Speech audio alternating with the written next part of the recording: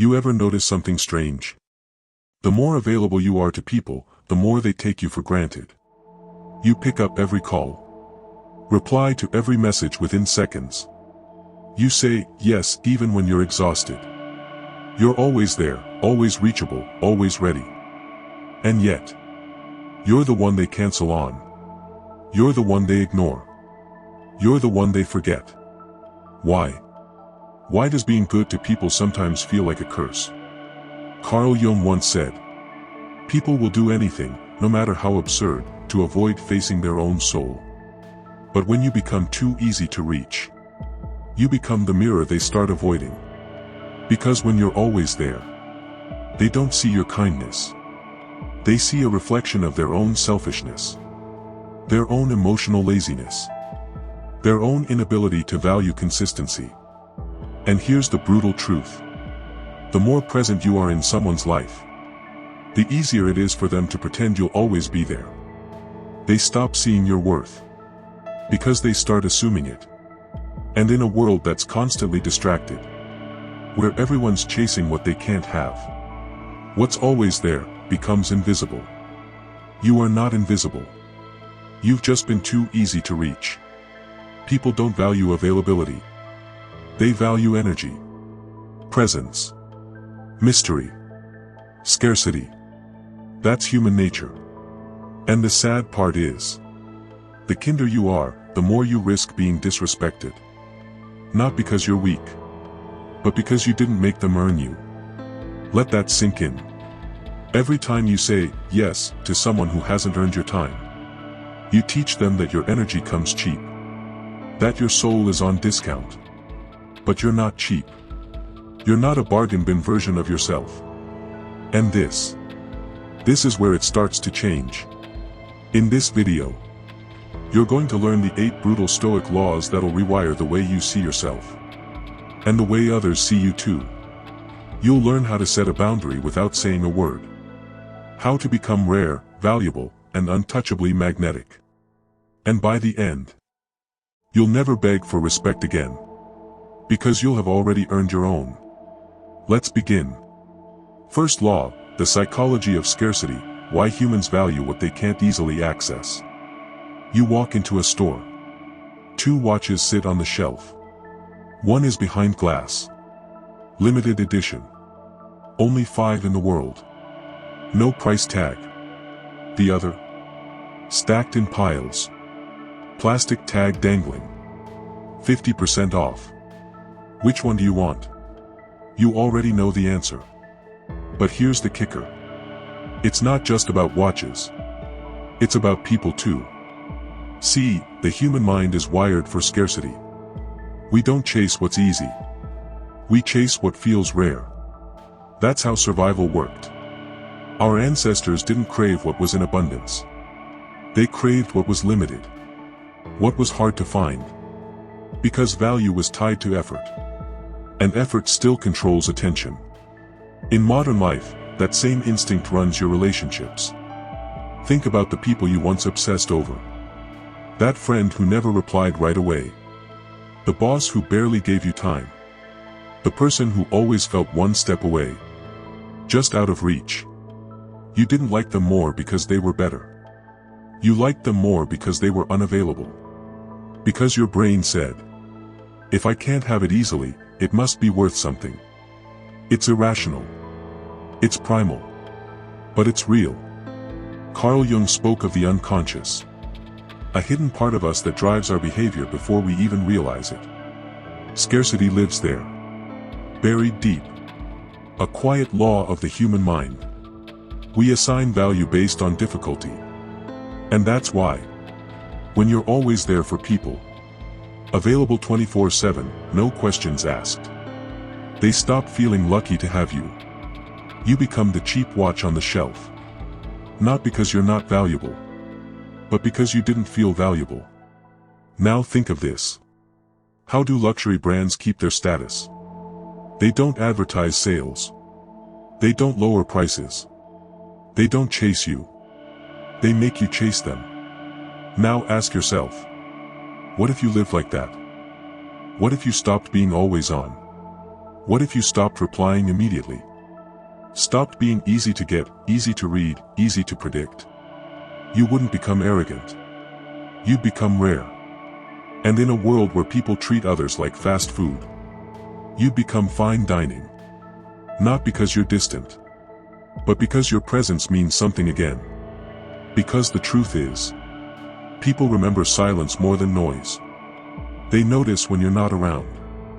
They reflect in your absence far more than they ever did in your presence. So the next time you feel guilty for pulling back, for taking time, for not answering right away, just remember this. The more accessible you are, the less you're truly seen. Make them wait. Not out of ego, but out of wisdom. Because you're not just another option. You're the glass-covered watch. Limited edition. One of one. Next, we'll explore how Stoics mastered this exact principle. How they detached from approval and became mentally unbreakable in a world full of noise. Stay with me. Number 3, detachment isn't coldness, it's power. We've been told that being distant is wrong. That pulling back is cruel. That if you truly care, you stay close. You stay reachable. Always. But here's the truth. Detachment isn't cruelty. It's clarity. There's a difference between being available and being used. Between being kind and being walked over. Between presence and dependence. And when you start detaching, when you stop replying within seconds, stop pleasing just to avoid guilt, stop giving all of yourself without boundaries, the world around you panics. Because your silence forces people to hear their own noise. Your absence forces them to confront the value of your presence. Carl Jung once said, "People will do anything, no matter how absurd, to avoid facing their own souls." So when you detach, not out of anger, but from self-respect, you're holding up a mirror to their behavior. And most can't handle what they see. They'll say you've changed, that you've become cold or selfish. But what they really mean is, you stopped giving me power over you. Let that sink in. Because here's what you'll realize. Detachment isn't about pushing people away. It's about pulling yourself back to center. Reclaiming energy you were pouring into people who only showed up when it was convenient for them.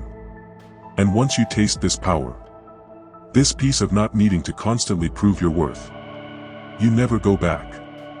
It's not cold to protect your time. It's not rude to delay a response. It's not selfish to value your peace over constant availability. True detachment is not the absence of emotion. It's the control of it. You still love, still care, still help.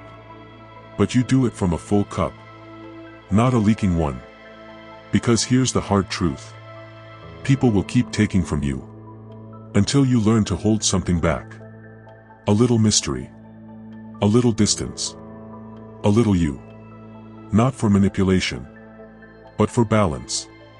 So ask yourself, where have you been too available? To whom have you been over-explaining, over-apologizing, over-giving? And what would happen if today you stopped? Would they finally see your worth? Or would their silence reveal they never did? Either way, you win. Because detachment isn't about isolation. It's about choosing peace over performance. Self-worth over approval. Respect over reaction. And that is real power. Next, we dive into something even deeper. How overexposure kills attraction. And why the mystery you once hid might be the very thing that brings them back. Stay tuned. Number 3, why overexposure kills attraction. There's a strange law in human nature. We crave what feels just out of reach. And once it's always available, we stop looking at it the same way. Think about your favorite song. Remember how much you loved it. Played it on repeat for days, weeks maybe. But eventually, no matter how good it was, you stopped feeling it. Why? Because overexposure numbs the senses. What once moved you to tears, now fades into background noise. The same happens with people. When you're always there, always texting first, always available with no mystery, no pause, no absence, you go from being wanted to being expected, and from expected to ignored. Carl Jung spoke of the shadow, the parts of ourselves we suppress. And often, the people we chase are chasing someone else, because our full exposure leaves nothing for them to uncover. No shadow, no curiosity, no chase. You see, attraction isn't just about looks or charm. It's about energy, presence, and more importantly, the art of restraint. When you give someone everything up front, your time, your thoughts, your emotions, without them earning any of it, you've robbed them of the thrill of discovery. Humans are wired to value what requires effort. That's why limited editions sell out. Why secret places feel magical. Why people fall harder for those they can't completely figure out. Mystery matters. This doesn't mean you play games, or become cold, or fake distance to manipulate someone. No. It means you respect your own energy enough to not spill it for those who haven't earned a sip. It means leaving space in the conversation, so curiosity can breathe. It means saying no sometimes, so your yes means something. When you're too easy to access, you lose what made you special in the first place. Not because you're not valuable, but because they didn't have to realize your value on their own. And let me tell you something powerful. Your value doesn't decrease just because someone failed to notice it. It only means you've been standing too close for too long. Step back. Create space. Let them wonder. The right ones will lean in. The wrong ones will drift. Either way, you win. Because being less available isn't rejection. It's protection. Of your time. Your soul. Your energy. Attraction thrives in space. Respect grows in absence. And your worth? It shines brightest when you're not constantly trying to prove it. Number 4, the currency of self-worth. What's the most valuable currency in the world? It's not gold. Not Bitcoin. Not dollars stacked in vaults. It's your time. And even deeper, your attention. Because once spent, you can't get it back. And the way you spend it tells the world how to treat you. Every time you reply instantly to someone who never makes time for you. Every time you cancel your plans to fit into someone else's. Every time you overextend, overgive, overdo. You're telling people, my time is not valuable. Take it. I'll make it work. Now imagine this. What if, instead, you guarded your time like it was treasure? What if you said no when your body needed rest? Or your heart needed silence? Even if someone didn't understand? What if you didn't feel guilty for not replying within seconds? For not showing up for everyone except yourself? Because the truth is, people notice how you treat yourself, and they follow your lead. When you treat your time with reverence, suddenly, others do too. You stop being someone they fit in when convenient, and start becoming someone they schedule time for. Respectfully. Intentionally. Carl Jung believed in individuation. The process of becoming truly you. And part of that process is setting sacred boundaries. Not out of ego, but out of self-respect. Because when you protect your time, you're not being selfish. You're being clear about your worth. You stop chasing conversations that drain you. You stop over-explaining your value. You stop being everywhere for everyone.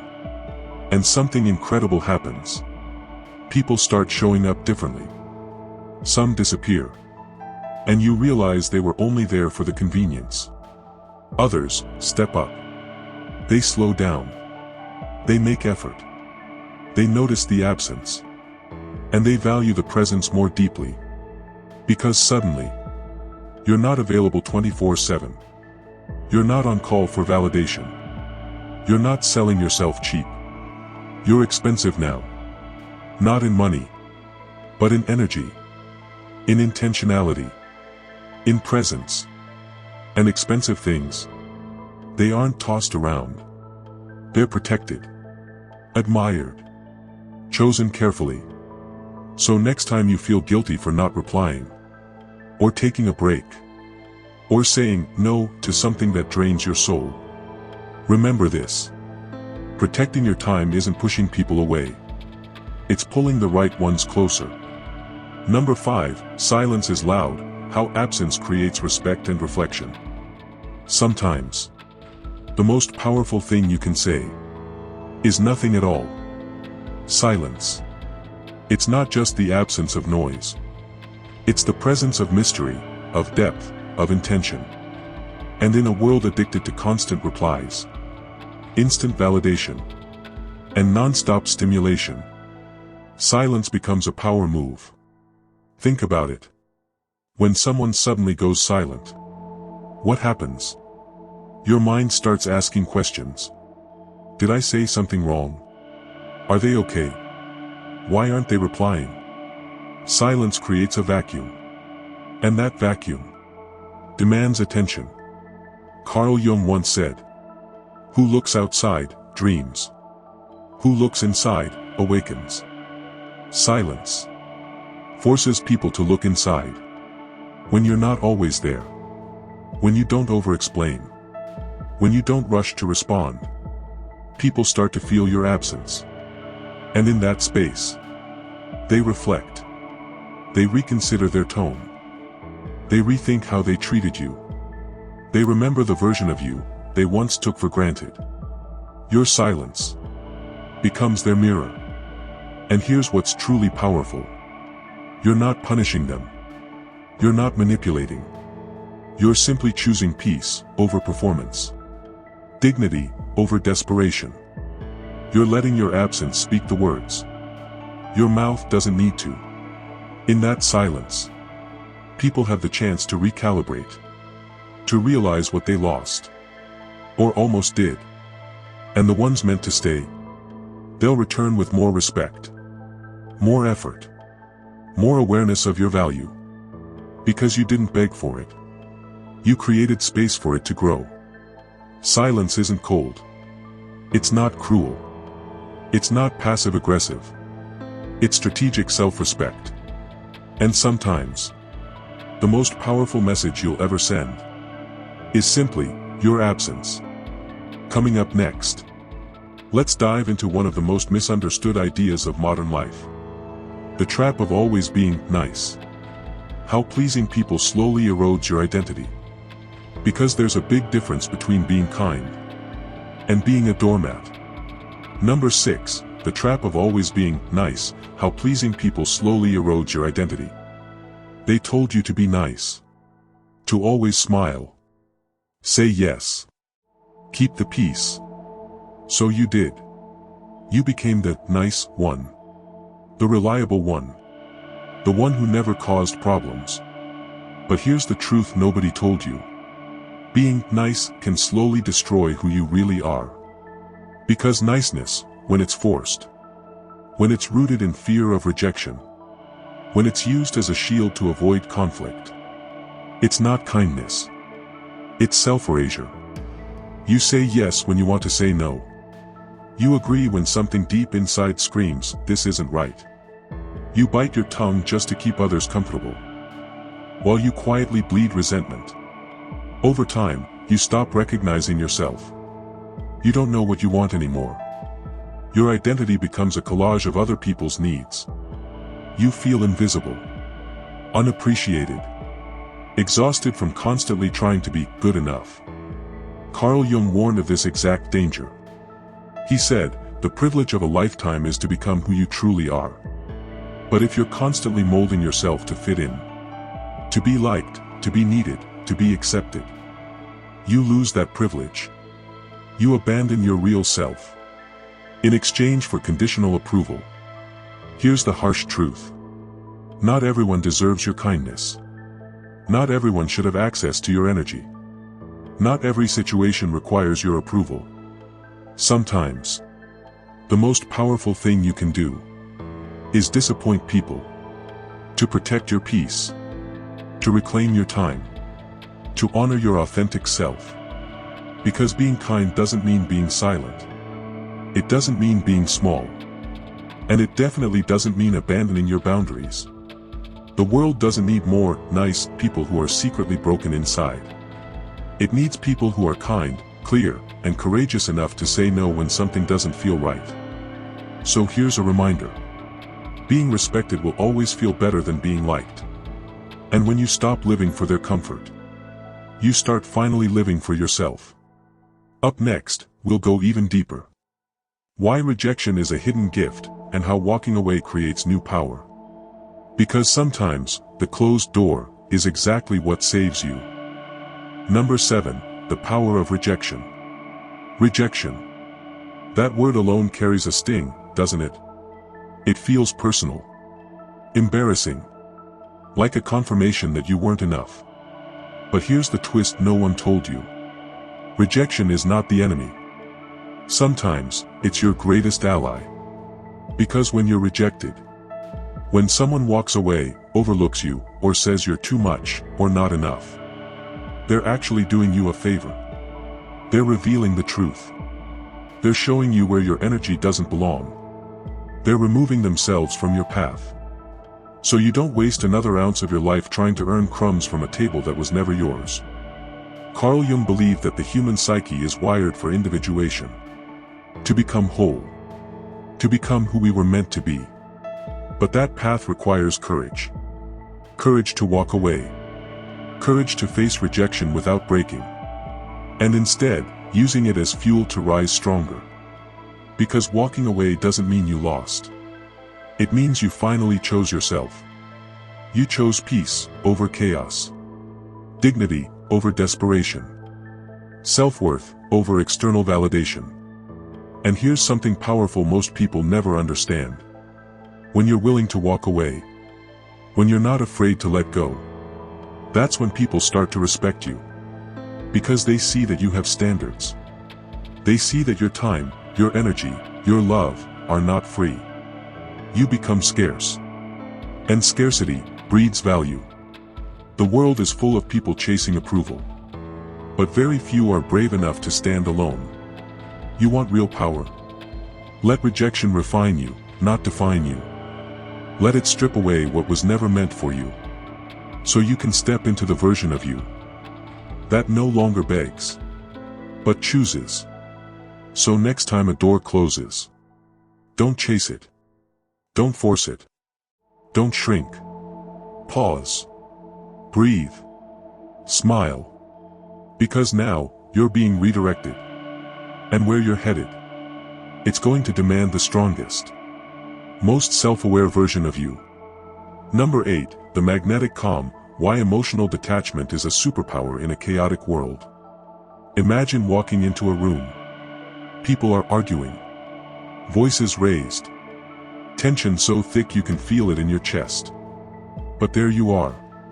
Still. Calm. Unmoved. You don't react. You observe. And in that moment, you hold more power than anyone else in the room. This is the power of emotional detachment. Not coldness. Not apathy. But calm control. Carl Jung believed that emotions are not to be repressed, but integrated. That real mastery isn't about silencing your feelings. It's about not letting them control you.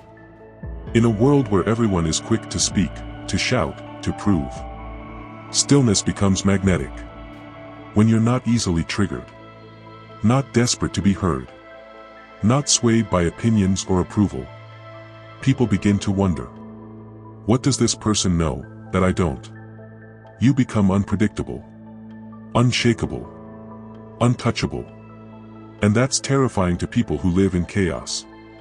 Because when you're detached, you're not emotionally bargaining for love, attention, or validation. You've already claimed it within yourself. Detachment is not about giving up. It's about giving space. Space for clarity. Space to respond instead of react. Space to protect your peace. And when you do this consistently, something shifts. People stop taking you for granted. They adjust their tone. They weigh their words. Because they realize you don't chase.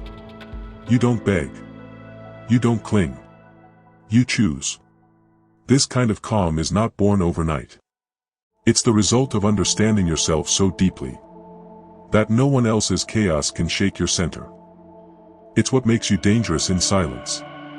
In a loud world, the one who speaks with stillness speaks the loudest. So ask yourself, are you reacting or responding? Are you present or performing? Are you living from within or always seeking something outside? Because the moment you stop being easily available, easily triggered, easily shaken, is the moment the world starts to shift around you. You become the calm in the storm. You become the one in control. Now the final mirror, becoming rare, respected, and remembered, Carl Jung's perspective. What if I told you that every time you overgive, overexplain, overstay, you're telling the world you're easily replaced? But the truth is, you were never meant to be ordinary. You were meant to be rare. Carl Jung once said something hauntingly beautiful. The privilege of a lifetime is to become who you truly are. Not who the world wants. Not who your fears shape. But the authentic, untouchable, complete version of you. That version doesn't need to be constantly seen to feel significant. Doesn't seek noise to prove worth. That version is rooted. You don't chase energy. You are the energy. And once you understand this, you stop being available to everyone. Because not everyone deserves access to you. You become remembered. Not because you shouted the loudest, but because your silence spoke volumes. Because your distance made people reflect. Because your absence created presence. You became a mirror. And the world started adjusting itself to your reflection. So maybe it's time to stop dimming your light for people who refuse to see it. To stop being a constant presence in places that drain you. To stop proving your worth. And start living it. The ones who truly value you will never ask for discounts on your energy. They'll step up. They'll match your pace. They'll rise to your frequency. Because you taught them how to treat you. By how you treat yourself. So if this message stirred something in you, if it felt like I was speaking directly to your inner self, then you're ready. Ready to walk differently. Speak differently. Live differently. You're not here to be reached at all times. You're here to become unforgettable. And when you do that, everything will change. This is Behind Mind Secrets. And if you felt this deeply, like, subscribe, and turn on the bell. Because here, we don't just talk about the mind. We unlock it. Together, we'll keep diving into the shadows. Until you rise. Unshakable.